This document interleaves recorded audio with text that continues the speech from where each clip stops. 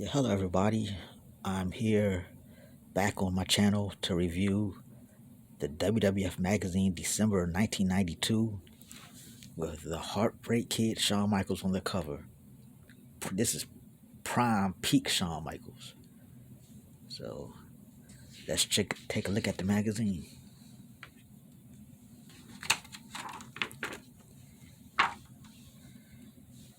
Because of course all these tapes, I think I got WrestleMania greatest matches. They were only for nine. They was only $9.95, so that was a steal back in them days for cassettes. Of course, you got your table of contents.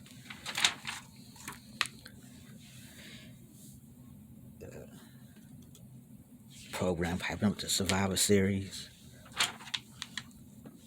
Around the Ring, where they discuss this debut of Razor Ramon and talk about his career so far, his run so far in the WWF.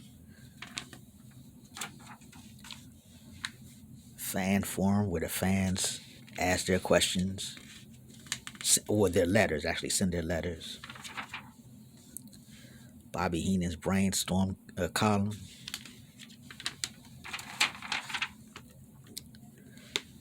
Newsbeat. This is a letter where Macho Man actually wrote about his divorce from Elizabeth. I think they only talked about it in this magazine. I don't think they ever mentioned it on TV, but this is where he wrote the letter about him divorcing Elizabeth. So,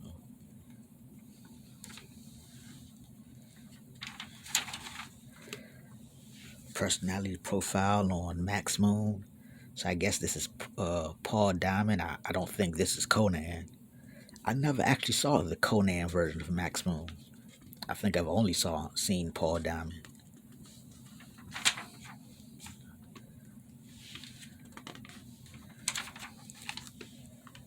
Interview with Shawn Michaels, the Heartbreak Kid Shawn Michaels.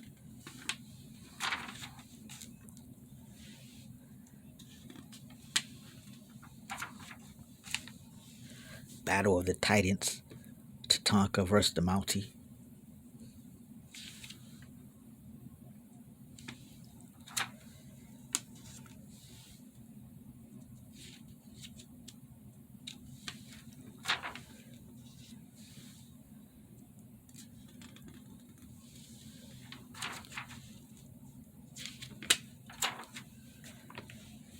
Nothing left.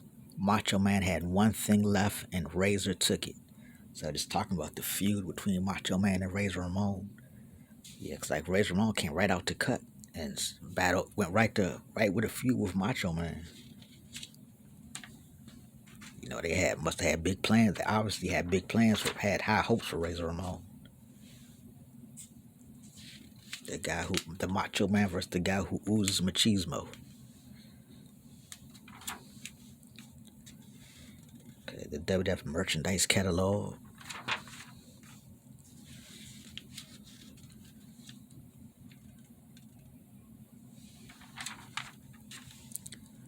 I had this Macho Man bandana, and I got this Road Warrior T-shirt.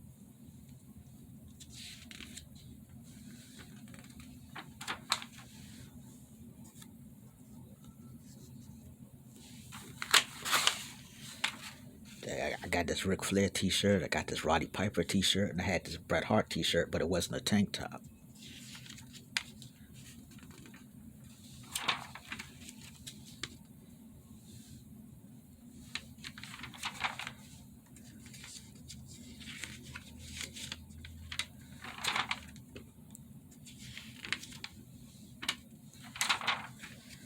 Stop the Presses. Bret the Hitman Hart beats Ric Flair for the WWF title. Now this was a shock to everybody because they weren't in a feud or anything. They were not in the storyline. It's just 1 week. It seemed like as soon as Bret lost the Intercontinental title, then he just beats Ric Flair for the world title. So definitely a shocker. I was kind of mad because I was still a Ric Flair fan. I mean, I like Bret Hart, but I was more a Ric Flair fan, so I was kind of mad at that. But I got over it because it was Bret Hart. It's kind of amazing this match that they both don't talk about how good the match is. They both aren't fans of this match. It's been a long time since I've seen it. I have to watch it again.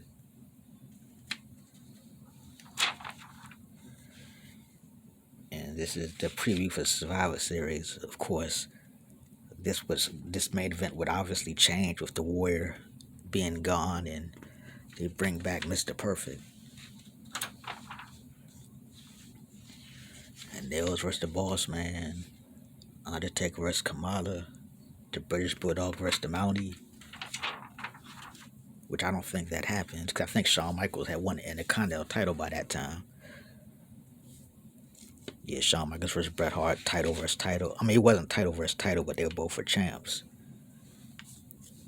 High Energy versus the Head Shrinkers, Tatanka versus Rick Martel,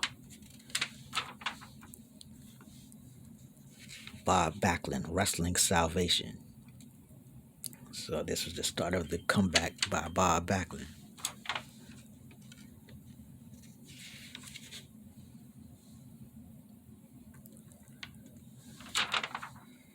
And the British Bulldog, just promoting him with the championship. By the Survivor Series time, he had lost it. They're talking about all the contenders for Bulldog's title. Yep, and Shawn Michaels the one that beat him for it. The Undertaker constructs Kamala's Survivor Series casket.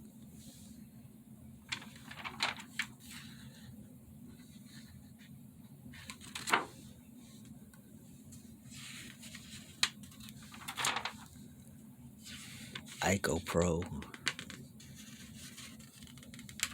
I guess that was legit. I don't know. Lowdown. Talk about Ric Flair and Mr. Perfect going on live with Regis and Kathy Lee.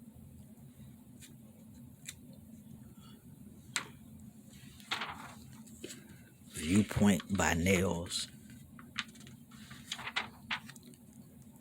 And Sean Mooney doing some type of stunt work. And then, of course, they highlight the Survivor Series that would eventually change. And of course, WrestleMania, the Super WrestleMania, the video game. Okay, this was a quick review of WWF Magazine, December 1992. Thank you for watching, and I will be back in a while.